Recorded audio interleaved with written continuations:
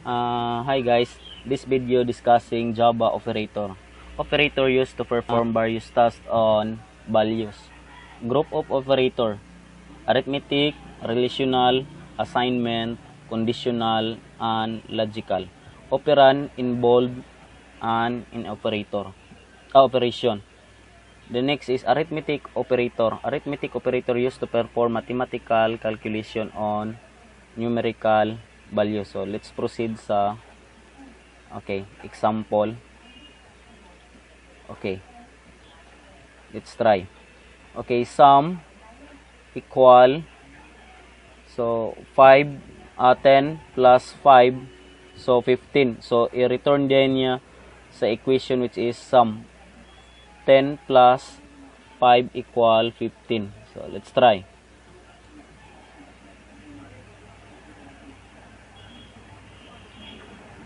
So 15. Sum is 15. The next is subtraction. Difference equal 10 minus 5. 10 minus 5 equals 5.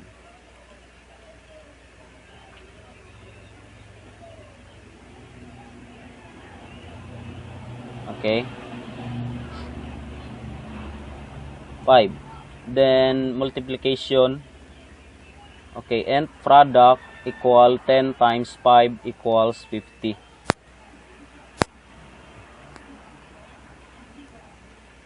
Okay. 50. Okay. The next is division.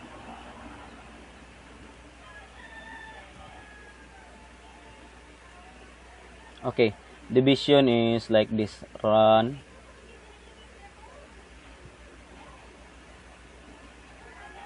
Okay. 10 divide 5 equals 2. Okay, for example is, gawin natin yung float. So, float is, the result is 2.0. Run.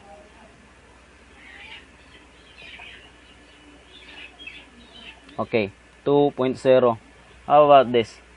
5 divide 2. So, the result is, 2.5. Run. Okay. Tama naman. 2. Okay. Why? 2 divide 5 equals, dapat 2.5 to guys. Which is float. Then run.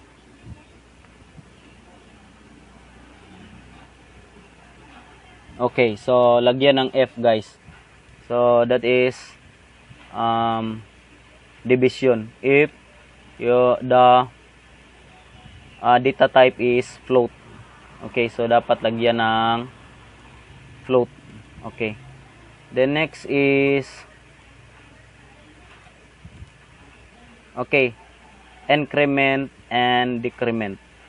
This is the value nth. 3 equals 5, nth post equal 5, nth prefix equals 3 minus minus, then nth postfix equal minus minus post. So una, prefix is, ito ay magano yung value na ipopost niya. So ang sa prefix guys is, una kukunin niya yung value at saka yung huli is at saka kukunan ng isa. Then dito kukunan muna ng isa at saka ito yung variable kukunan ng isa. So dito guys is 5, then dito is 4. 4, And then dito sa prefix is ito na. Yung prefix is free. Ang sa prefix guys is ganito.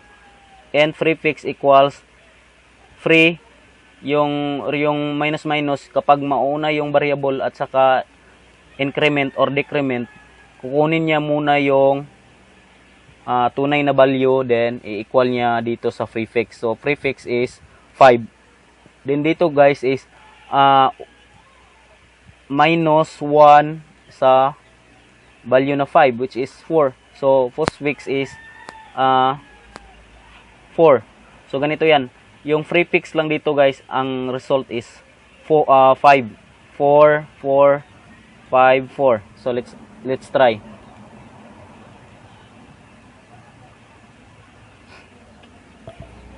So ganito, 4, 4, okay, 5. Kasi guys, dito prefix i-equal mo niya muna yung value na 5 sa dito na value. Okay, so that is 5. So tulad ng okay. Dito naman tayo sa increment. So sa increment guys is una 5. So dito sa free is 5 at saka i-add 5, pero dito is okay, sa free is which is 6, 6, 5, then dito is 6. Okay, so let's try 5, 5, 6, 5. Okay, so ganyan lang guys. So sana na intindihan niyo at okay, let's proceed dito sa modulus. Okay, so dito guys is 20 divide 3. So yung modulus guys, kung ano yung remainder, yun ang equal niya. So dito is 20 divide 3 equal 18. So the remainder is i-return niya sa okay, remainder, which is 2. So let's try.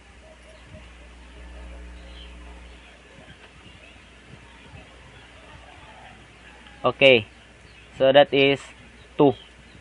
The answer is 2. So sana naintindihan nyo guys. Then let's proceed. Okay, relational operator. Relational operator used to compare two values.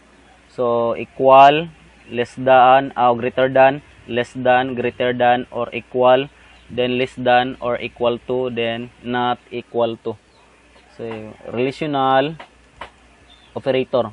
So ganito yan guys. Okay, so dito example 1, result is a, which is int a equal 1, int b equal 1, then a equal b, or sa ibig sabihin ang value nitong a at saka b is 1. 1 equal 1 is equal b, 1 is equal 1 equals true. Then dito is a less than 1, 1 less than 1 equals okay, false. So hindi siya yung ipiprint, ito yung ipiprint else. Okay, so let's try. So yung resulta guys is system example 1 true, then example 2 equals false. Run.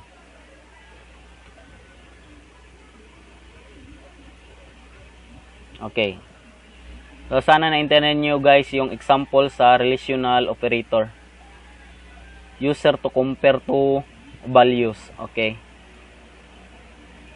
the next is assignment operator. Assignment operator used to assign value to a variable. Plus equal assignment. So addition assignment, subtraction assignment, multiplication assignment, division assignment, modulus assignment. So ito assignment. So example here is like this. For example, result a plus b. Ganito yan guys. Modulo. Okay, So, A plus B equal, so ganito yan niya guys. Kung gagawa tayo ng arithmetic, ganito yan. C equal A plus B. So dito is pinagsama na niya, nilagyan na ng equal. So the result is 14. So A plus B equal 14. So result A plus B equals 14. So let's try.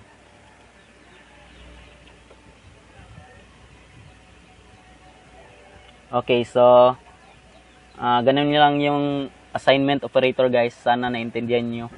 At proceed naman tayo sa conditional operator. Conditional operator, evaluate the expression conditionally. Okay. So sa iba yan, ito guys, sa iba tinatawag itong trinary operator. Okay. And for example, variable x equal expression, then value, if true, then value is false. So whatever the variable here, for example, is type is string, so dapat string yung i-return mo. Kasi kung ano sa condition ito, for example, if A less than B, for example, A is equal 1, so re-return niya ng A and B equal 1.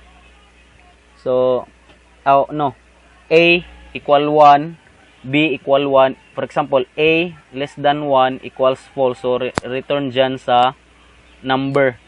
Which is, for example, okay, kung ano yung type dito, yun yung ilagay mo dito. Kasi, return yan sa type of variable.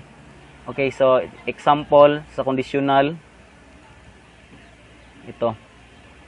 Okay. So, let's try. Naglagay ako ng system.in, which is para yung program is user defined. Okay?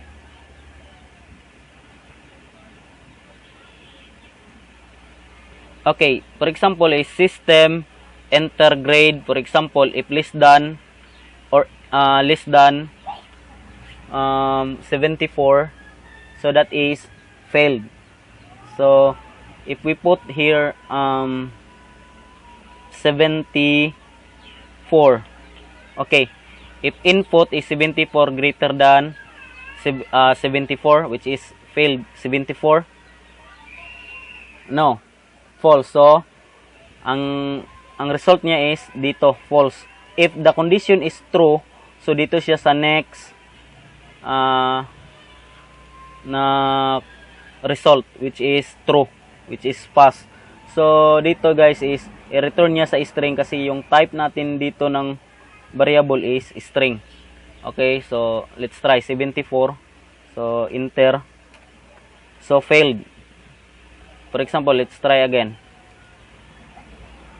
If we put 90, okay, so return niya sa if input greater than 74, 90 greater than failed, so 74, so true, so pass. Okay, 90, enter. So remark is pass. So let's proceed. Ito naman sa logical operator. Logical operator, evaluate operands from left to right, can be determined. For example, like this, first operand and, okay, true, first condition is true, then second is false, the result is false. Okay, so if true, second example is second rule is true. If true, then next operand is true equals true. So ito yung table guys. So proceed na tayo sa example. Okay, run. Ito. Okay, so if true and false, it result to false. Kasi sa ating table is if true, sasamahan ng false, maging false yan. So, ganito. Okay, false. If true, then the result is true. If or true equals false, the result is false. Okay. So, ang result na sa atin ngayon guys is, okay, false, true, false, and which is, lagyan natin ng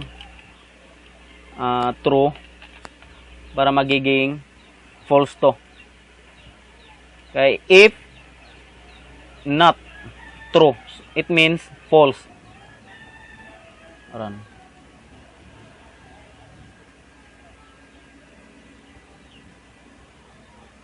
No, wala siyang result guys kasi if true, so print niya ito, pero naka-comment man tayo, wala. The next is if false, true, or false or false equals false. So magiging true yan. So walang print. The next is if not true, it returns sa false. So walang magiging output. Okay, so for example is false. Ito lang yung maging, okay, not false equals true, it returns to true. So i-print niya itong, okay, false equals true. Then run.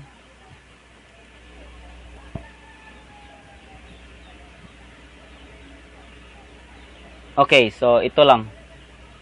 So I hope guys na naintindihan nyo yung Java operators. Salamat.